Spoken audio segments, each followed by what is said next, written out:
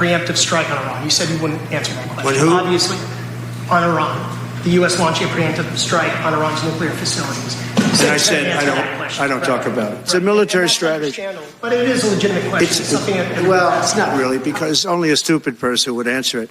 Look, it's a military strategy, and I'm not answering your questions on military strategy. When you say all hell will Before be I paid, take office. all hell must be paid if they don't release the hostages. You know what that means, don't you? Well, do I have to define it for you? Look, all hell will break out. If those hostages aren't back, I don't want to hurt your negotiation. If they're not back by the time I get into office, all hell will break out in the Middle East. And it will not be good for Hamas, and it will not be good, frankly, for anyone. All hell will break out. I don't have to say anymore, but that's what it is. And they should have given them back a long time. They should have never taken them. Can you assure the world that as you try to get control of these areas, you are not going to use military or economic coercion? No. And can you tell us a little bit about what your plan is?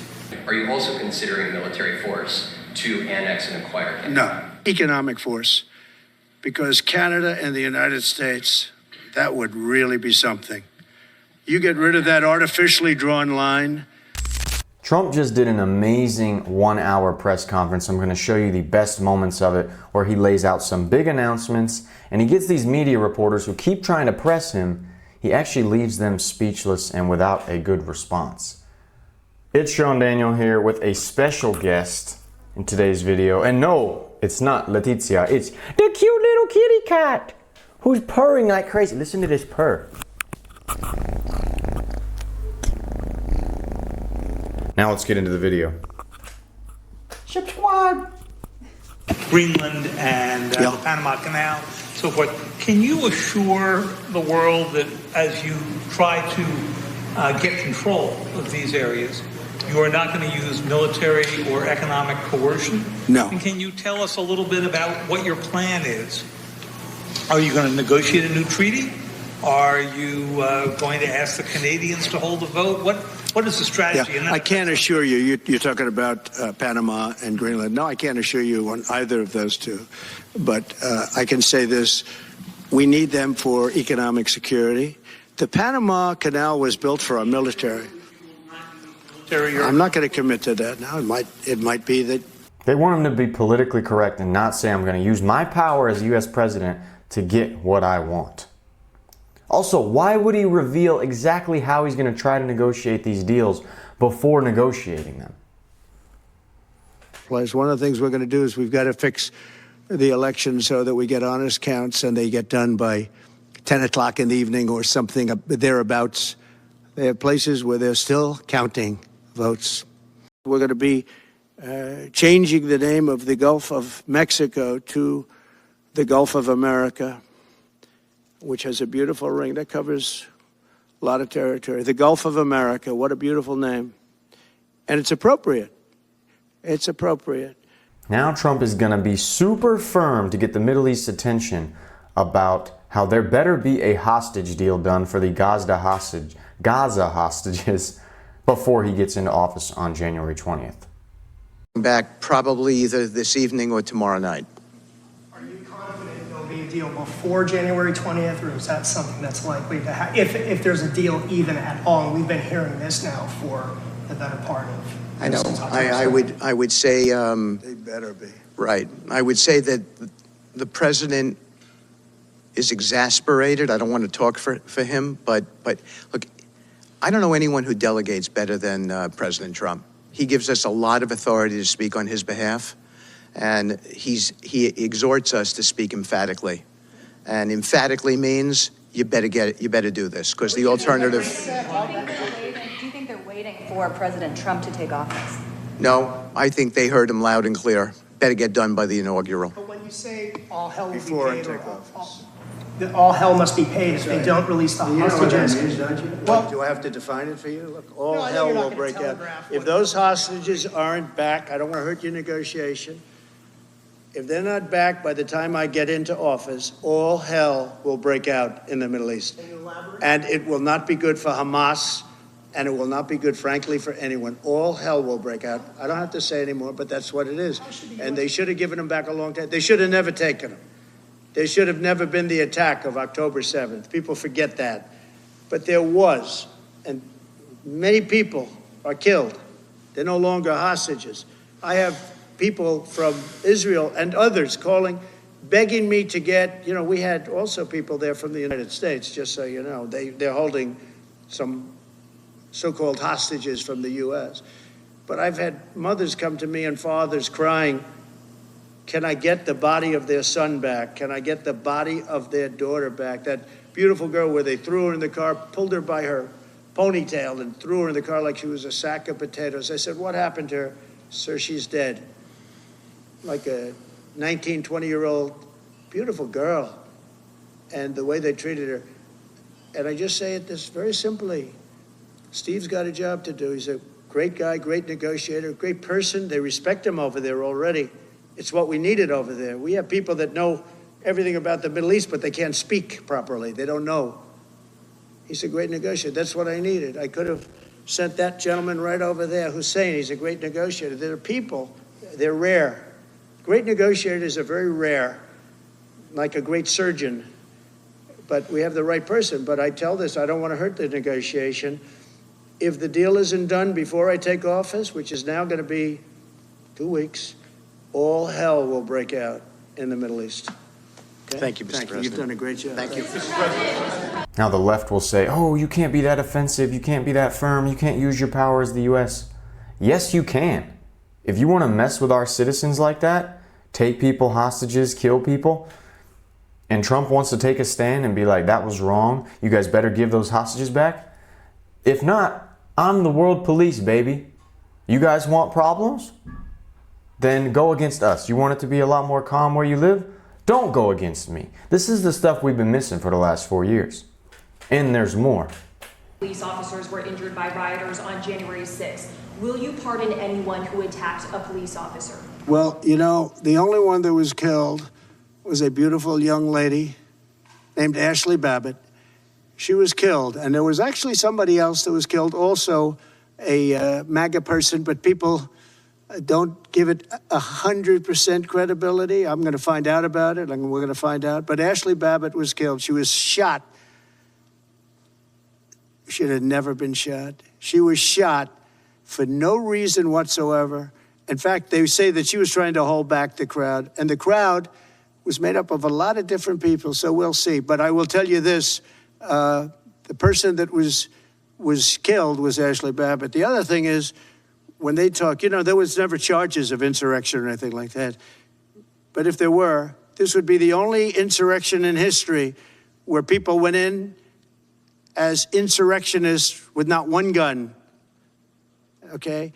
And let me tell you, the people that you're talking about have a lot of guns in their home for hunting and for shooting and for entertainment, a lot of good reasons. But there wasn't one gun that they found.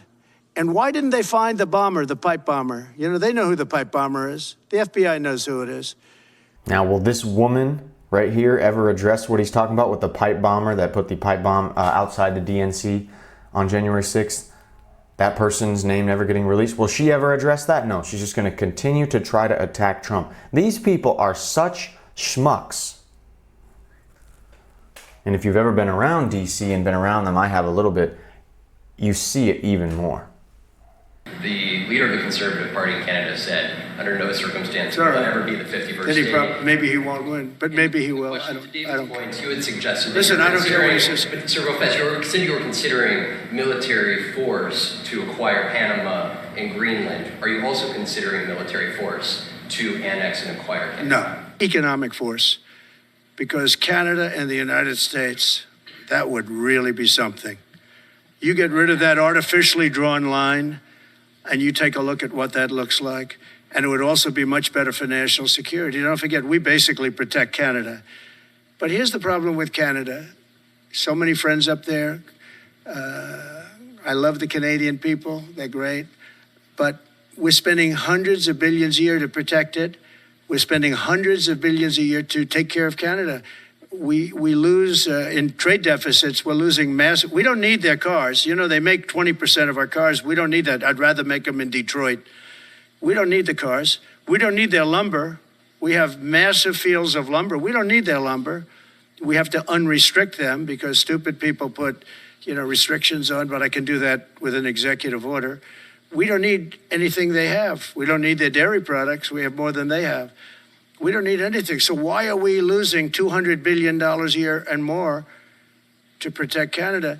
And I said that to, as I called him, Governor Trudeau. I said, listen, what would happen if we didn't subsidize you, if we didn't, because we give them a lot of money. We help them. As an example, we're buying icebreakers, and Canada wants to join us in the buying of icebreakers. I said, we don't really want to have a partner in the buying of icebreakers. We don't need a partner. But no right, nope. Instead of breaking down the logic of maybe us taking on Canada because of how much money we already spent in defending them, all the political things behind that, just watch this guy on silent while Trump is talking.